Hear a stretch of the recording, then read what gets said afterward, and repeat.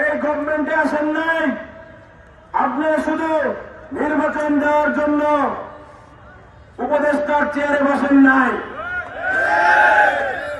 আপনাদের মূল কাজ হল এই পিলখানা হত্যাকাণ্ড, এই সাপ্তাহ হত্যাকাণ্ডের বিচার করা।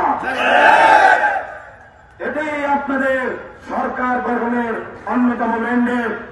আমরা এখান থেকে বারবার বলার পরও আপনারা কিসের জায়গা থেকে, কোন জায়গা থেকে, কোন প্রতিষ্ঠানের কাছ থেকে, কোন ব্যক্তির কাছ থেকে হুমকি পাচ্ছেন, ভয় পাচ্ছেন?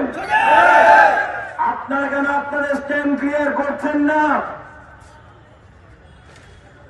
আমি আমার বক্তব্য আর বেশি বাড়াবো না।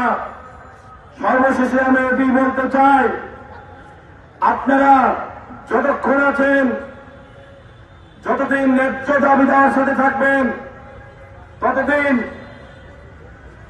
আমার রাজনৈতিক দল জাতীয় নাগরিক পার্টি আপনাদের সাথে থাকবে। আমি মাহিন সরকার আপনাদের সাথে থাকবো। এখানে এনসিপির পক্ষ থেকে আপনাদের সাথে সংহতি জানানো হচ্ছে।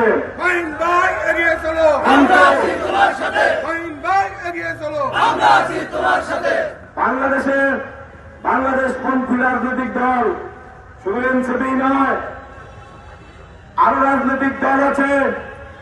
আমরা আমাদের জায়গা থেকে তাদের প্রতি আহ্বান করব, রাজনৈতিক দলগুলোর যেহেতু মূল কাজ হল জনমত গঠন করা, আপনারা এই ন্যায্য অধিকার আদায়ে আপনারা জনমত গঠন করুন।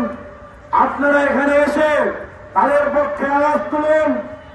আপনারা সরকার যদি কোনো জায়গায় ভুল করে থাকে সরকারের সমালোচনা করুন, এবং আপনারা যদি গভর্নমেন্টে আসেন আপনারা প্রতিশ্রুতি দেন আপনারা এই পিলখানা হত্যাকাণ্ড ঘটনায় কি কি বাস্তবায়ন করবেন।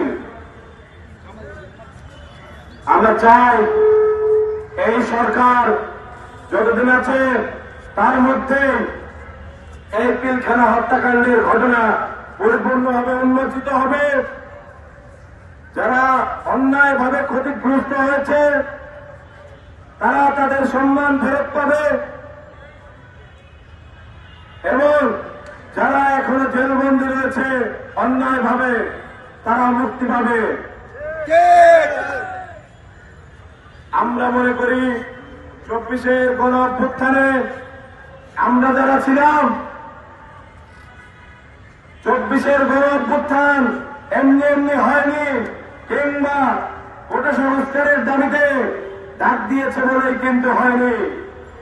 এখানে বহু মানুষের চাপা ক্ষোভ, চাপা কষ্ট, বহু মানুষের আত্মবলিদান জড়িত ছিল, যার ফলশ্রুতিতে 2024 সালে এত বড় গণ অভ্যুত্থান সংঘটিত হয়েছে।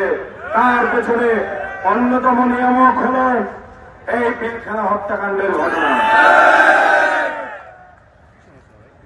24-এর গণ অভ্যুত্থানের ফলশ্রুতিতে যেই সরকার রয়েছে, যেহেতু 24-এর গণ অভ্যুত্থানের অন্যতম নিয়ামক এই পিলখানা হত্যাকাণ্ডের ঘটনা, সেহেতু 24-এর গণ অভ্যুত্থানের সরকারকে বলবো, আপনারা অতি দ্রুত সময়ের মধ্যে যে কাজগুলো বাস্তবায়ন করবেন তার মধ্যে অন্যতম হল এই বিডিআর আন্দোলনের প্রেক্ষিতে ক্ষতিগ্রস্তদের পাশে দাঁড়ানো এবং অন্যায়ভাবে জেলবন্দীদের মুক্তি দেওয়া।